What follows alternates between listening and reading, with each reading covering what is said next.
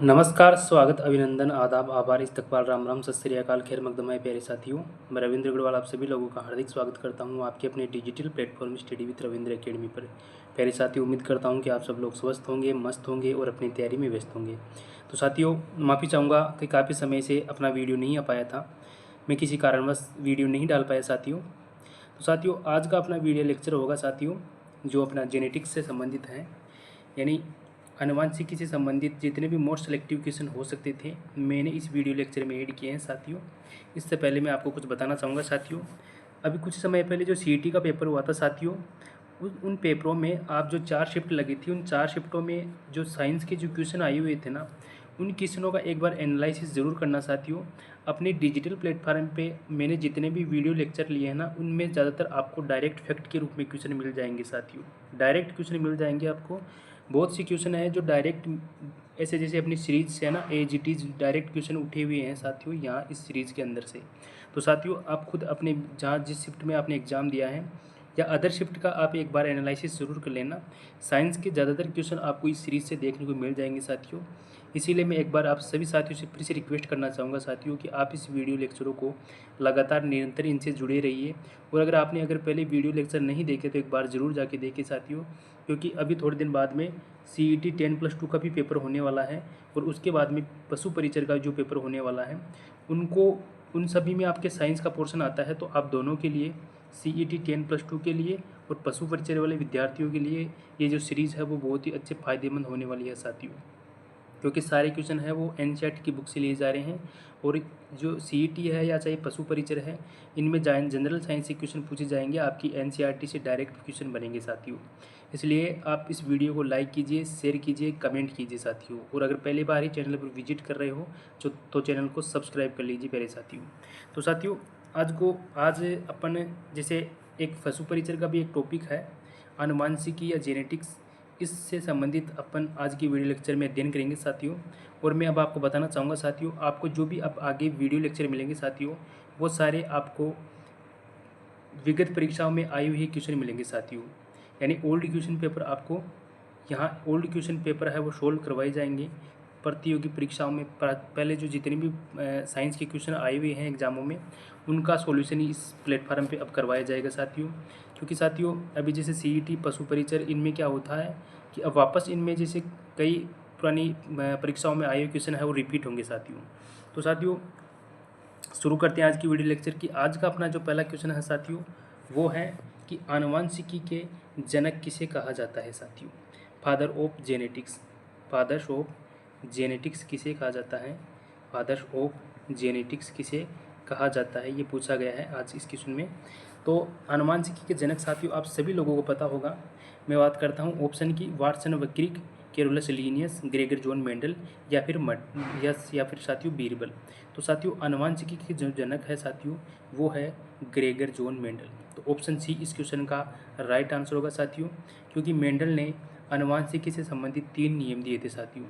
3 नियम कौन कौन से दिए थे? इनका पहला नियम था साथियों, इनका साथियों प्रभाविता का नियम। कौन सा नियम था? इनका पहला नियम था साथियों प्रभाविता का नियम। उसके बाद में इन्होंने दूसरा नियम दिया था साथियों, इनका दूसरा नियम था साथियों स्वतंत्र अफ्यून का नियम। क्या था साथियों? स्वतंत्र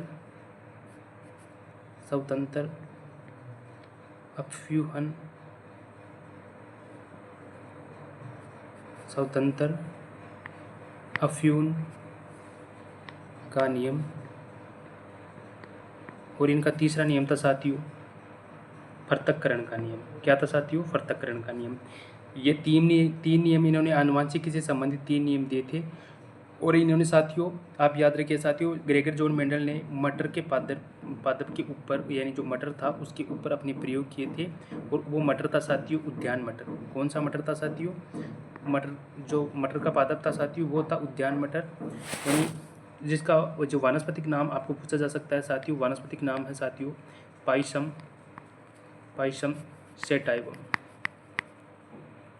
सेटाइवम, जिसका वानस्पतिक नाम है उद्यान मटर है साथियों। और आनुवंशिकी से संबंधित 3 नियम दिए थे। तो ऑप्शन सी इस क्वेश्चन का राइट आंसर होगा साथियों। तो नेक्स्ट क्वेश्चन की चर्चा करते हैं। जीन शब्द किसने दिया? ऑप्शन है T H Morgan, Johnson, option C है ग्रेगर जॉन मेंडल और ऑप्शन डी है साथियों डार्विन। तो साथियों जीन शब्द दिया था जॉनसन ने। किसने? जॉनसन ने। तो साथियों बात करते हैं कि जीन होते क्या हैं। तो साथियों जो हमारे क्रोमोजोम होते हैं, क्रोमोजोम के ऊपर ये जीन पाए जाते हैं, यानी गुणसूत्रों के ऊपर जीन पाए जाते हैं जो आनुवंशिक लक्षणों को एक पीढ़ी से दूसरी पीढ़ी में स्थानांतरित करने में इनका महत्वपूर्ण रोल होता है साथियों। किनका? जीन का। जीन को आनुवंशिकी की इकाई भी कहा जाता है साथियों। जीन को, ये एक बार थर्ड ग्रेड में आया हुआ क्वेश्चन है कि आनुवंशिकी की इकाई होता है। तो साथियों जो जीन है उसे आनुवंशिकी की इकाई कहा जाता है साथियों, इकाई कहा जाता है। तो ऑप्शन सी इस क्वेश्चन का राइट आंसर होगा। जीन है जो गुणसूत्रों के ऊपर पाए जाते हैं और ये आनुवंशिक लक्षणों को नियंत्रित करते हैं, यानी आनुवंशिक लक्षणों को एक पीढ़ी से दूसरी पीढ़ी में ट्रांसफर करने का इनका कार्य होता है साथियों। और जो गुणसूत्र थे, गुणसूत्रों के लिए जो अपने ग्रेगर जॉन मेंडल थे उन्होंने कारक शब्द का प्रयोग किया था, जबकि जॉनसन ने इन गुणसूत्रों को साथियों, इनके ऊपर पाए जाने वाले जो जीन थे उनको जॉनसन ने जीन शब्द कहा था साथियों। तो नेक्स्ट क्वेश्चन की चर्चा करते हैं। मानव में गुणसूत्रों के कितने युग्म पाए जाते हैं। तो साथियों अभी जो 28 सितंबर को जो एग्ज़ाम लगा था CET का, 28 सितंबर को 4th शिफ्ट में जो एग्ज़ाम लगा था, एज इट ऐसा क्वेश्चन, डायरेक्ट ये क्वेश्चन वहाँ आया हुआ है क्वेश्चन कि मनुष्य में गुणसूत्रों के कितने युग्म होते हैं। याद रखिए साथियों युग्म की बात कर रहे हैं। तो ऑप्शन ए है 23, ऑप्शन बी है 26, ऑप्शन सी है 33 और ऑप्शन डी है 36। तो साथियों मानव में जो गुणसूत्रों के युग्म तो साथियों होते हैं 23, और ये तो होते हैं साथियों युग्म की बात करें तो 23, और कुल गुणसूत्रों की बात करें तो साथियों 46। कुल गुणसूत्र कितने होते हैं? 46 होते हैं। इनका फॉर्मेट मैं आपको एक बार बता देता हूँ साथियों। मान लीजिए ये तो बात करते हैं अपन यहाँ पे, ये तो बात करते हैं साथियों नर की, और इधर बात करते हैं अपन मादा की। नर में गुणसूत्र होते हैं साथियों 44 प्लस XY, और मादा में साथियों गुणसूत्र होते हैं 44 प्लस XX। अब इनका जो वर्गीकरण होता है साथियों वो होता है, इनका वर्गीकरण होता है साथियों 22 प्लस X और 22 प्लस Y। इधर भी इनका वर्गीकरण होगा 22 प्लस X और 22 प्लस Y। अब इनका जब क्रॉस होता है तो 22 प्लस X इनका क्रॉस होता है तो साथियों 22 प्लस XY, और फिर ये दोबारा साथियों ये है जो वापस इससे जुड़ेगा तो 22 प्लस XY, और फिर वापस ये इससे जुड़ेगा तो 22 प्लस X। इस प्रकार 22 plus XX, 22 plus XY, 22 plus XY, 22 plus XX। इस प्रकार जब XY सीरीज में अगर कोई युग्मनज बनता है तो उस स्थिति में भ्रूण है वो लड़का होता है साथियों। और अगर X सीरीज में कोई जो युग्मनज बनता है या भ्रूण बनता है वो साथियों लड़की का जन्म होता है साथियों। तो इस प्रकार गुणसूत्रों के क्रॉस से जब X और Y वाला जो गुणसूत्र मिलते हैं तो साथियों लड़के का जन्म होता है, और X गुणसूत्र जब मिलते हैं तो लड़की का जन्म होता है। तो ऑप्शन जो ए है इस क्वेश्चन का राइट आंसर होगा, क्योंकि युग्म 23 होते हैं और अगर गुणसूत्र पूछते हैं तो 46 गुणसूत्र होते हैं टोटल साथियों। नेक्स्ट क्वेश्चन की बात करते हैं। मनुष्य में ऑटोसोम कितने होते हैं। ऑटोसोम को साथियों कहते हैं अलिंग गुणसूत्र।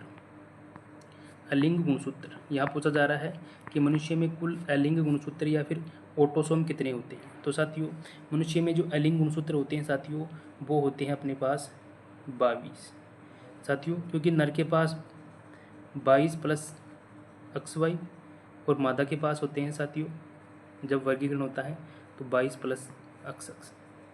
तो इस प्रकार यहाँ जोड़े की बात हो रही है तो जोड़े में 22 और ये 22 ये जुड़ के 44 हो जाते हैं साथियों, और इधर से एक XY या XX आके ये 44 प्लस XY या 44 प्लस XX हो जाते हैं। तो युग्म की बात हो रही है तो अलिंग गुणसूत्र के युग्म होते हैं साथियों 22 तो युग्म होते हैं, 22 तो युग्म होते हैं इनके, और कुल गुणसूत्र की बात करें तो 44 अलिंग गुणसूत्र होते हैं, 44 अलिंग गुणसूत्र होते हैं। और लिंग गुणसूत्रों की बात करें यानी एलोसोम की बात करें तो एलोसोम होते हैं साथियों दो गुणसूत्र होते हैं जो कि लिंग गुणसूत्रों में सहायक होते हैं। और अगर एलोसोम गुणसूत्रों की जोड़ी की बात करें तो जोड़ी एक होती है साथियों। तो नर में कौन कौन से पाए जाएंगे? नर में XY और मादा में पाए जाएंगे साथियों XX। ये दो जोड़ी तो इनकी एक हो गई, गुणसूत्र हो गए दो। इधर जोड़ी की बात करें तो एक हो गई, गुणसूत्र हो गई दो। यह है लिंग गुणसूत्र, यानी इनका लिंग निर्धारण में इनका महत्वपूर्ण रोल होता है साथियों। तो ऑप्शन बी इस क्वेश्चन का राइट आंसर होगा साथियों। मैं फिर कह रहा हूँ साथियों, अभी जो CET या जो पशु परिचर की परीक्षा आने वाली है उनमें यहाँ से वापस क्वेश्चन आपको देखने को मिल जाएंगे साथियों। तो नेक्स्ट क्वेश्चन की चर्चा करते हैं। एक सामान्य मानव नर में गुणसूत्र गठन होता है 46 + XX, 44 + XY, 42 + XX और 44 + XX। तो साथियों एक सामान्य मानव नर की बात हो रही है, तो नर में साथियों 44 + XX गुणसूत्र पाए जाते हैं, 44 + XY गुणसूत्र पाए जाते हैं। तो ऑप्शन बी इस क्वेश्चन का राइट आंसर होगा साथियों। नेक्स्ट क्वेश्चन की बात करते हैं साथियों। नर के लक्षण देने वाला गुणसूत्र है, यानी साथियों नर होगा या मादा होगी, यानी लड़का होगा या लड़की, इसमें कौन सी गुणसूत्र पर निर्भर करता है?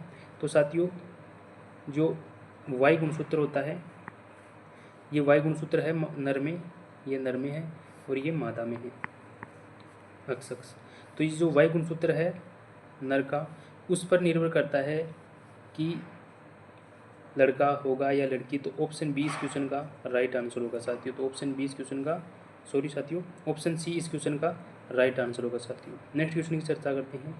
लड़का होगा या लड़की निर्भर करता है माता पर, पिता पर, दादी पर या दादा पर। तो साथियों लड़का होगा या लड़की ये सदैव पिता पर निर्भर करता है साथियों, क्योंकि साथियों जो Y गुणसूत्र है वो तो सिर्फ और पिता के पास होता है, इसलिए सदैव लड़का होगा या लड़की ये सदैव पिता पर निर्भर करता है, क्योंकि माता के पास तो सिर्फ अक्ष गुणसूत्र ही होते हैं, Y गुणसूत्र होता ही नहीं है। इसलिए ये सदैव पिता पर निर्भर करता है कि लड़का होगा या लड़की, क्योंकि Y गुणसूत्र सिर्फ पिता के पास ही होता है। DNA का डबल हेलिक्स मॉडल किसने दिया? वाटसन व क्रिक ने, बेटसन ने, मेंडल ने, ए व बी दोनों। तो साथियों 1953 में DNA का डबल हेलिक्स मॉडल या द्विकुंडलीय जो मॉडल था साथियों, वो वाटसन एवं क्रिक ने दिया था। तो ऑप्शन ए इस क्वेश्चन का राइट आंसर होगा साथियों। नेक्स्ट क्वेश्चन की चर्चा करते हैं। मनुष्य गुणसूत्र बना होता है, यानी जो मनुष्य का गुणसूत्र है वो किसका बना होता है? मनुष्य का गुणसूत्र किसका बना होता है?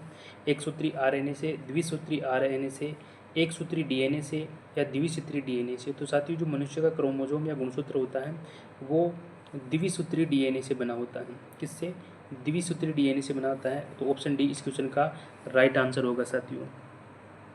निम्नलिखित में से आनुवांशिकी इकाई है, मैंने शुरू में बताया था साथियों जो जीन होते हैं वो आनुवांशिकी की इकाई होते हैं साथियों। जीन आनुवांशिकी इकाई होते हैं जो एक पीढ़ी से दूसरी पीढ़ी में आनुवांशिक लक्षणों को नियंत्रित करने में इनका महत्वपूर्ण रोल होता है साथियों, जो कि साथियों गुणसूत्रों के ऊपर पाए जाते हैं साथियों। ये जीन है वो मानव कोशिका के गुणसूत्रों, जो मानव को कोशिका के केंद्र में गुणसूत्र पाए जाते हैं उनके ऊपर जीन पाए जाते हैं साथियों, जो एक पीढ़ी से दूसरी पीढ़ी में ट्रांसफ़र होते हैं साथियों। क्या होते हैं? ट्रांसफ़र होते हैं। तो ऑप्शन ए है जीन, ऑप्शन बी है DNA, ऑप्शन सी है RNA और ऑप्शन डी है न्यूक्लियोटाइड। तो ऑप्शन ए जो जीन है वो इस क्वेश्चन का राइट आंसर होगा साथियों। नेक्स्ट क्वेश्चन की बात करते हैं। गुणसूत्र की संरचना में निम्नलिखित सम्मिलित होते हैं, यानी जो गुणसूत्र होता है गुणसूत्र की संरचना या गुणसूत्र के अंदर क्या क्या पाया जाता है, ये इस क्वेश्चन में पूछा जा रहा है। ऑप्शन ए है DNA एवं हिस्टोन, ऑप्शन बी है RNA एवं हिस्टोन, ऑप्शन सी है DNA RNA और ऑप्शन डी है DNA RNA और हिस्टोन। तो ऑप्शन डी इस क्वेश्चन का राइट आंसर होगा। DNA RNA और हिस्टोन प्रोटीन है वो गुणसूत्र के अंदर पाए जाते हैं। DNA RNA और हिस्टोन प्रोटीन है वो पाई जाती है गुणसूत्र के अंदर। नेक्स्ट क्वेश्चन की बात करते हैं। प्लाज्मिड TI प्लाज्मिड जो आनुवांशिक इंजीनियरिंग में प्राप्त होता है बेसिलस थ्यूरेंजिस से, एस्चेरिचिया कोलाई से, एग्रोबैक्टीरियम राइजोजेनेसिस से, एग्रोबैक्टीरियम ट्यूमेफिशिएंसिस से। तो साथियों एग्रोबैक्टीरियम ट्यूमेफिशिएंसिस से जो है TI प्लाज्मिड प्राप्त होता है साथियों। ऑप्शन डी है इस क्वेश्चन का राइट आंसर होगा साथियों। पादपों में जीन स्थानांतरण हेतु सामान्य तौर पर प्रयुक्त होने वाला जीवाणु है। पादपों में जीन स्थानांतरण हेतु सामान्य तौर पर प्रयुक्त होने वाला जीवाणु होता है साथियों एग्रोबैक्टीरियम। क्या होता है? एग्रोबैक्टीरियम। तो ऑप्शन बी है वो इस क्वेश्चन का राइट आंसर होगा साथियों। मेंडल का स्वतंत्र अफ्यून का नियम किस पर आधारित है? एकल संकरण पर, द्विवीय संकरण पर, परीक्षण संकरण पर या फिर क्रॉस संकरण पर? तो साथियों मेंडल का स्वतंत्र अफ्यून का जो नियम है साथियों वो द्विवीय संकरण पर आधारित है। तो ऑप्शन बी इस क्वेश्चन का राइट आंसर होगा साथियों। मेंडल ने आनुवंशिकी के नियम कौन से पौधे पर अनुसंधान करके दिए थे साथियों? तो मेंडल ने, मैंने शुरू में बताया था साथियों, मटर के ऊपर प्रयोग किया था। और मटर का जो उद्यान मटर था उसका वानस्पतिक नाम था साथियों पाइसम सेटाइवम। क्या था साथियों? पाइसम सेटाइवम, जो मटर के पौधे का वानस्पतिक नाम होता है साथियों। याद रखिएगा साथियों, एग्जाम में पूछा जा सकता है। नेक्स्ट क्वेश्चन की बात करते हैं। मेंडल ने अपने प्रयोगों के लिए मटर के कितने जोड़ी लक्षणों का चयन किया? तो साथियों मेंडल ने अपने प्रयोगों के लिए मटर के जो 7 जोड़ी विपर्यासी लक्षण थे उनका चयन किया था साथियों। कितने? 7 जोड़ी। तो ऑप्शन बी इस क्वेश्चन का राइट आंसर होगा साथियों। अगर वीडियो लेक्चर अच्छा लग रहा है, क्वेश्चन अच्छे लेवल के लग रहे हैं तो साथियों वीडियो को लाइक करके जाइए साथियों। आप वीडियो को लाइक नहीं करते हो साथियों, प्लीज़ वीडियो को लाइक कीजिए साथियों। मेंडल का स्वतंत्र अफ्यून का सिद्धांत निम्नलिखित में से किस अनुपात के आधार पर सिद्ध किया जा सकता है? बात हो रही है मेंडल का जो तृतीय नियम है स्वतंत्र अफ्यून का नियम, वो किस अनुपात पर, यानी उसका जो फिनोटाइप है वो क्या है साथियों? अपने को यहाँ पे फिनोटाइप बताना है। फिनोटाइप क्या है? तो फिनोटाइप है साथियों, फिनोटाइप होगा साथियों 9:3:3:1। तो ऑप्शन डी, सॉरी साथियों, ऑप्शन ए इस क्वेश्चन का राइट आंसर होगा। इसका जो फिनोटाइप तो होगा साथियों 9:3:3:1। ये तो हो गया फिनोटाइप। और अब जीनोटाइप की बात करते हैं साथियों, तो 1:2:2:4:1, फिर 1:2:1, फिर 2:1। तो इस प्रकार ये जीनोटाइप हो जाएगा और वो फिनोटाइप हो जाएगा। तो ऑप्शन जो ए है इस क्वेश्चन का राइट आंसर होगा साथियों। मेंडल द्वारा अध्ययन किए गए एक मोनोहाइब्रिड क्रॉस के F2 फिनोटाइप का अनुपात है। मेंडल द्वारा मोनोहाइब्रिड क्रॉस F1 फिनोटाइप का अनुपात होगा।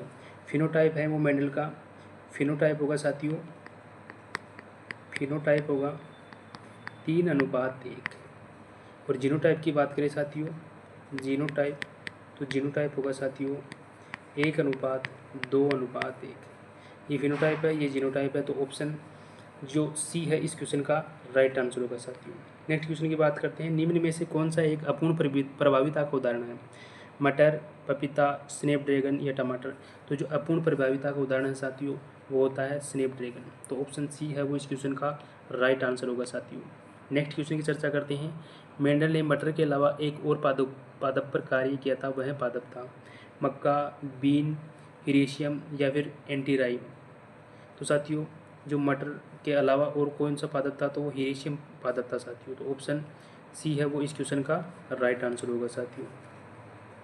नेक्स्ट क्वेश्चन की बात करते हैं। अधिकांश बीटी आविश कीट समूह विशिष्ट होते हैं, इस आविश को कोडित करने वाले जीव का नाम है? तो साथियों अधिकांश जो बीटी आविश कीट समूह विशिष्ट होते हैं उन आविश को कोडित करने वाले जीन का नाम साथियों होता है कराई। क्या होता है साथियों? कराई। तो ऑप्शन ए इस क्वेश्चन का राइट आंसर होगा। ये भी क्वेश्चन इंपॉर्टेंट है साथियों एग्जाम की दृष्टि से।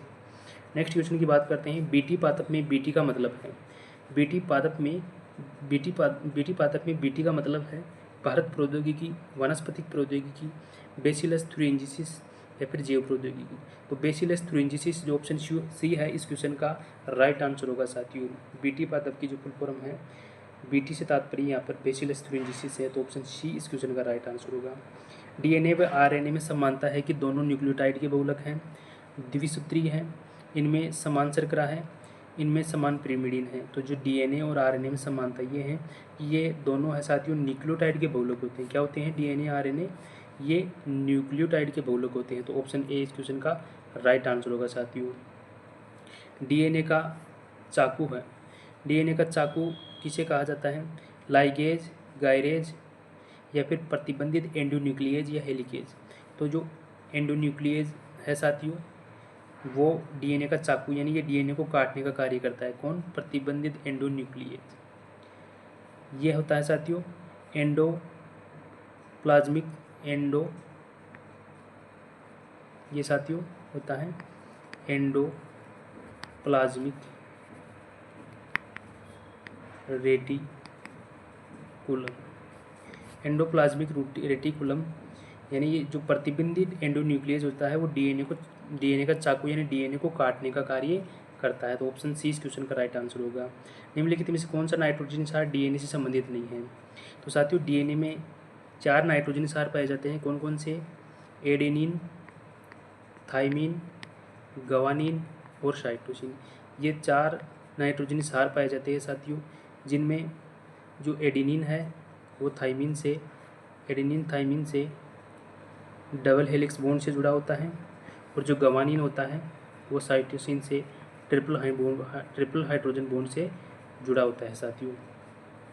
तो एडेनिन, थाइमिन, गवानीन और साइटोसिन ये 4 तो पाए जाते हैं। अब इनके अलावा कौन सा है जो नहीं पाई जा रहा है यहाँ पे?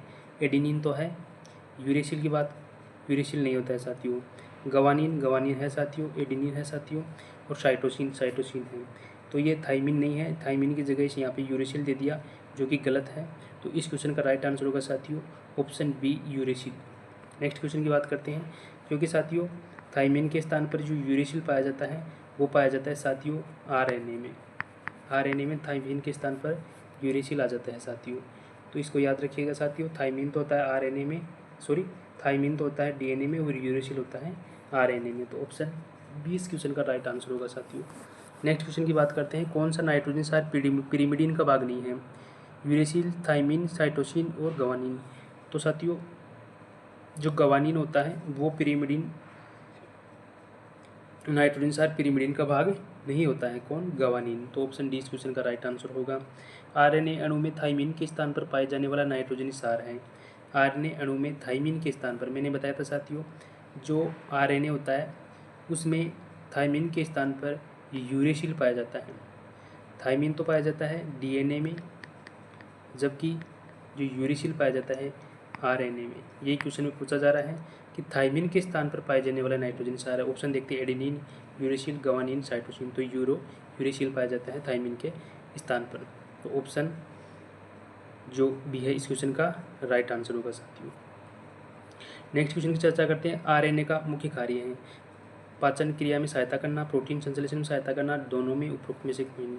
तो आरएनए का मुख्य कार्य साथियों होता है प्रोटीन संश्लेषण में सहायक होता है ये। तो ऑप्शन बी है वो इस क्वेश्चन का राइट आंसर होगा साथियों। नेक्स्ट क्वेश्चन की चर्चा करते हैं। डीएनए संश्लेषण का प्रतिपादन किसने किया था? यानी डीएनए संश्लेषण का प्रतिपादन किसने किया था? तो जो कोरनबर्ग थे, ऑप्शन ए है वो इस क्वेश्चन का राइट आंसर होगा साथियों। कोरनबर्ग ने डीएनए संश्लेषण का प्रतिपादन किया था साथियों। नेक्स्ट क्वेश्चन की बात करते हैं। प्रोटीन संश्लेषण का सेंट्रल डोग्मा क्या? प्रोटीन संश्लेषण का सेंट्रल डोग्मा यानी केंद्रीय सिद्धांत, कौन सा सिद्धांत? केंद्रीय सिद्धांत। प्रोटीन संश्लेषण का केंद्रीय सिद्धांत या फिर सेंट्रल डोग्मा सिद्धांत का प्रतिपादन किसने किया? वाटसन, जैकब, क्रिक या फिर कोरनबर्ग। तो साथियों जो क्रिक थे उन्होंने सेंट्रल डोग्मा सिद्धांत 1958 में दिया था साथियों। तो इस क्वेश्चन का राइट आंसर होगा साथियों ऑप्शन सी इस क्वेश्चन का राइट आंसर होगा। प्रोटीन संश्लेषण का सेंट्रल डोग्मा या केंद्रीय के सिद्धांत क्रिक ने दिया था 1958 में। डीएनए फिंगरप्रिंटिंग तकनीक किसके द्वारा विकसित की गई थी? एलेक जेफेज और सहयोगी, लालजी सिंह एवं सहयोगी, वालेस एवं सहयोगी, सदरन एवं सहयोगी। तो डीएनए फिंगरप्रिंटिंग तकनीक थी साथियों वो एलेक जेफेज एंड उनके सहयोगी ने दी थी। तो ऑप्शन ए है इस क्वेश्चन का राइट आंसर होगा साथियों। नेक्स्ट क्वेश्चन की चर्चा करते हैं। योग्यतम की उत्तरजीविता का सिद्धांत किसने दिया? ओपेरिन ने, डार्विन ने, स्पेंसर ने, हेकल ने। तो योग्यतम की उत्तरजीविता का सिद्धांत साथियों डार्विन ने दिया था, जिसके अनुसार प्रकृति उसी जीव को एक्सेप्ट करती है जो जीव प्रकृति के अनुसार ढल जाता है। तो यानी योग्य जीव को ही प्रकृति है वो साथियों क्या करती है? एक्सेप्ट करती है साथियों। क्योंकि जो जीव प्रकृति के अनुसार ढल जाता है वही जीव प्रकृति उसको आसानी से एक्सेप्ट करती है, यानी उसको वो जीवित रह पाता है। बाकी जो प्रकृति के अनुसार नहीं ढलता है वो नष्ट हो जाता है साथियों। जैसे कि डायनासोर थे, उनका आकार अत्यधिक था, प्रकृति के अनुसार वो प्रकृति के अनुसार नहीं ढल पाए, उनको वातावरण अच्छा नहीं मिल पाया, तो वो नष्ट हो गए साथियों। तो ऑप्शन जो भी इस क्वेश्चन का राइट आंसर होगा वो डार्विन। साथियों याद रखिए, डार्विन का जो जहाज़ था साथियों, बिग्गल जहाज़, यानी बिग्गल जहाज़ पर इन्होंने आनुवंशिकता या के बारे में कई महत्वपूर्ण प्रयोग किए थे साथियों। GMO है, क्या है GMO? आनुवंशिक उत्परिवर्ती जीव है, आनुवंशिक मिश्रित जीव है, आनुवंशिक रूपांतरित जीव है, या आनुवंशिक आधुनिक जीव है। तो आनुवंशिक रूपांतरित जीव होते हैं साथियों, क्या होते हैं? जेनेटिक, इसकी फुल फॉर्म होती है जेनेटिक मॉडिफाई जीव। तो साथियों जेनेटिक मॉडिफाई जीव ये होते हैं साथियों GMO। तो ऑप्शन जो सी है इस क्वेश्चन का राइट आंसर होगा साथियों। नेक्स्ट क्वेश्चन की चर्चा करते हैं। समसूत्री विभाजन किस अवस्था में गुणसूत्र की आकार का अध्ययन किया जा सकता है? यानी समसूत्री विभाजन किस अवस्था में गुणसूत्रों के आकार का अध्ययन किया जा सकता है? Anaphase, metaphase, telophase, interphase. तो जो मेटाफेज है उसमें गुणसूत्र क्या होते हैं साथियों? मोटे हो जाते हैं। क्या होते हैं? गुणसूत्र मोटे हो जाते हैं और एक दूसरे से अलग स्पष्ट रूप से देखे जा सकते हैं, मोटे होते हैं, तो इनका आसानी से अध्ययन किया जा सकता है। तो ऑप्शन बी है वो इस क्वेश्चन का राइट आंसर होगा साथियों। नेक्स्ट क्वेश्चन की चर्चा करते हैं। तो साथियों आज का वीडियो लेक्चर अपना यही समाप्त हो गया है। साथियों उम्मीद करता हूँ कि आज का वीडियो लेक्चर आपको अच्छा लगा होगा साथियों। अगर आपको क्वेश्चन अच्छे लगे हैं साथियों तो आप इस वीडियो के कमेंट बॉक्स में एक अच्छा सा प्यारा सा कमेंट कीजिए साथियों। कुछ भी आपको जो भी अच्छा लगे वो कमेंट कीजिए साथियों। साथ में वीडियो को लाइक कीजिए, शेयर कीजिए साथियों। और अगर पहले बार चैनल पर विजिट कर रहे हो तो सब्सक्राइब करके भी जाइए साथियों, और साथ में बेल आइकन को प्रेस कर लीजिए साथियों, ताकि जब भी कोई वीडियो अपलोड हो तो तुरंत आपके पास भी नोटिफिकेशन आ सके। साथियों मिलते हैं नेक्स्ट सेशन में। आप अपनी तैयारियों में लगे रहिए साथियों। अभी थोड़े दिन बाद में CET का जो पेपर है वो आने वाला है साथियों। और मैं कहता हूँ साथियों, मैं इस वीडियो लेक्चर से आपको, अगर आप इन सारे वीडियो को आप देख लेते हो ना साथियों, तो कहता हूँ कि आपको अलग से पढ़ने की कोई आवश्यकता नहीं है। चाहे आप पहले वाली CET से मिलान करके देख लेना, आपको ज़्यादातर क्वेश्चन है वो अपने जो वीडियो लेक्चर है उनमें से ही देखने को मिलेंगे साथियों। मिलते हैं नेक्स्ट सेशन में, तब तक के लिए टाटा बाय बाय साथियों।